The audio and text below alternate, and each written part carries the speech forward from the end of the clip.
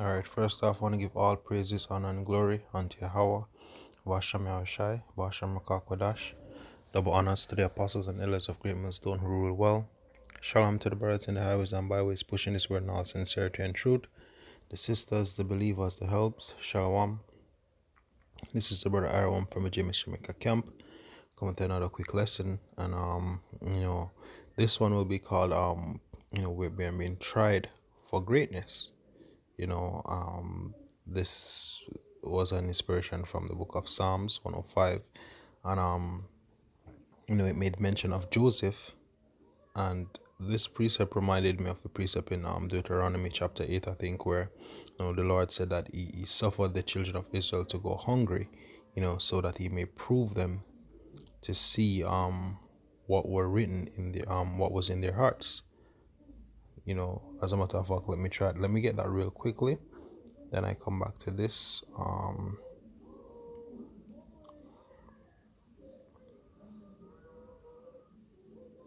right, this is Deuteronomy 8 verse 2. It says, "And thou shalt remember all the way which Yahweh thy power led thee these 40 years in the wilderness, to humble thee and to prove thee, to know what was in thine heart, whether thou wouldest keep his commandments or no." Right? "And he humbled thee and suffered thee to hunger, and fed thee with manna which thou knowest not, neither did thy fathers know, that he might make thee know that man doth not live by bread only, but by every word that proceedeth out of the mouth of Yahweh doth man live." And Yahweh Shai also quoted this scripture, making reference to himself as the bread of heaven, which he is, which is actually living by the wisdom, knowledge, and understanding of the precepts which are given of Yahweh Shem Shai. And if we should take a look on Joseph, he was taught by his father Jacob, who was then named Israel, many things of the Most High Yahweh.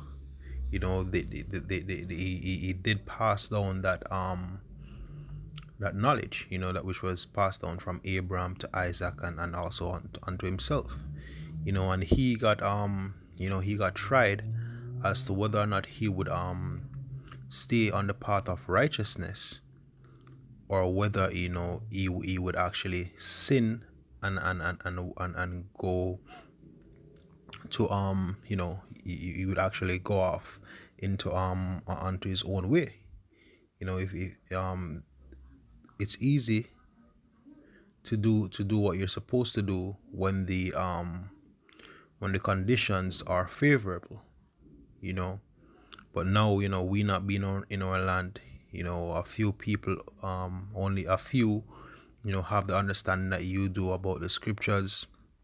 Everybody's against you, the unbelievers, them of your own household, your children, your wife, family members, everyone for the most part is against you. Old friends, or so-called friends, whatever you want to put it. And even as we walk throughout our daily lives, we're tested, being brought low to see if we will fall to the comforts of this world, or we will stand true for Yahweh Shem Yahushai and be exalted in the end. Right? So let's go back to this. This is Psalms 105, and I will start at verse 17. It says, "He sent a man before them, even Joseph, who was sold for a servant." Joseph was sold because of what his brothers were jealous of him. He didn't do anything against them. He didn't come up against them. He wasn't trying to fight them. He wasn't he didn't have any ill will towards them. And there it was, they just sold him off to a foreign land, sold him to don't know what would have become of him. He could have died on the journey. He could have many things could have happened to him while he was in Egypt, and many things did happen to him when he was in Egypt, but he stayed true to Yahweh Shem Yahushai. Right? It says, "Whose feet they hurt with fetters, his hands Salakia, it says, whose feet they hurt with fetters, he was laid in iron. You know, he may have even walked all the way to Egypt, with those shackles on his feet. And who to tell how much or how long he had shackles on while he was in Egypt, right? And if you know the story of Jacob was in Potiphar's house. He was humble, he was hardworking, he moved up the ranks. Then boom, Potiphar's wife wanted to get at him. He maintained his integrity, and he got in trouble for it. Many other men would have fallen in that situation and be like, hey, damned if I do and damned if I don't. But he held his integrity. He got thrown. So his brother sold him. All right, fine. He got a good streak. This woman gets him thrown in prison, and he still didn't forsake Yahweh Shemel Shai. He still kept his head down. He still trusted in the Most High, even though it was very unfavorable. But he still held tight, right? It says, until the time that his word came, the word of Yahweh tried him, right? So up until until Pharaoh had that dream, he was being tried. Right now, let's take a look at the word tried. Right, and it's Tazarapha, right?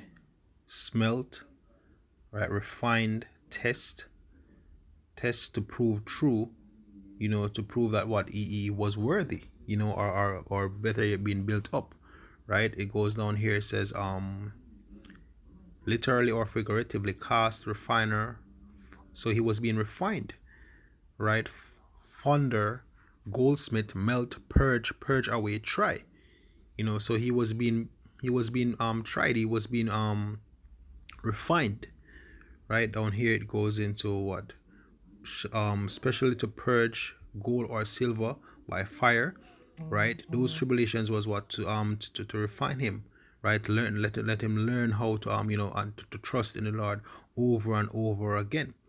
Didn't when it was getting too good, when he was up in Potiphar's house, the Lord brought him back down, because he was exalted, being the favorite child of his father. The Lord brought him down, right? He rose up in Egypt, in Potiphar's house. The Lord brought him back down, and then he was exalted by Pharaoh afterwards, right? It says to prove, to examine anyone, right? To purge. So all of that was to actually purge him and ensure that he was in the right mindset, and build it up for the position which the Lord was about to give unto him. And that's the same thing that we are going through, in our daily lives, the ups and downs that we have through the spirits, Salakia, the various trials and tribulations. 1 minute we're up, 1 minute we're on, our achievements and our failures, and mainly our failures, we're the lowest of, we're the low of the low, we're the lowest of the low. We're as the scripture says in I think it's 2 Corinthians or 1 Corinthians, we're the offscouring of the earth. We're the low of the low. But guess what? It's only to prove us, it's only to try us, it's only to refine us, right? Verse 20 says, the king sent and loosed him, even the ruler of the people, and let him go free. He made him lord of his house and ruler of all his substance, to bind his princes at his pleasure, and teach his senators wisdom. Right? The scripture says, he that increaseth wisdom increaseth sorrow. The scripture also says, the heart of the wise is in the house of mourning. Right? So he was built up to the point where he was even, he had the power to bind the princes of Egypt, at his pleasure, and he also taught them wisdom, right? And it's the same thing with us, when the Lord exalts us, as Yahushua said to the disciples that they will be judging the 12 tribes of the nation of Israel. We of the hopeful elect, Lord willing, we're of that number, that will be of the first fruits, we'll have dominion over all the earth. We'll be the cream of the crop, the elite, the most precious. So yeah, we will have the power to put to bind people. We will have power over the heathen. We will have power over all the earth. That will be the kingdom of heaven, right? We'll be on top, and we will be actually be that beacon of light, pouring out wisdom, and ruling in all righteousness over the entire earth. But first we have to be on this low. First we have to be tried, so that the Lord can know what's in our hearts, to see if if it comes up to us giving up our life, we'll do it, as Yahushua says, yea, even his own life. As a matter of fact, let me just close out with that one, because really this is just supposed to be a very short lesson, right? So this is Matthew 19 verse 28. It says, and Yahushua, no, not this one, Salakia, it's Luke.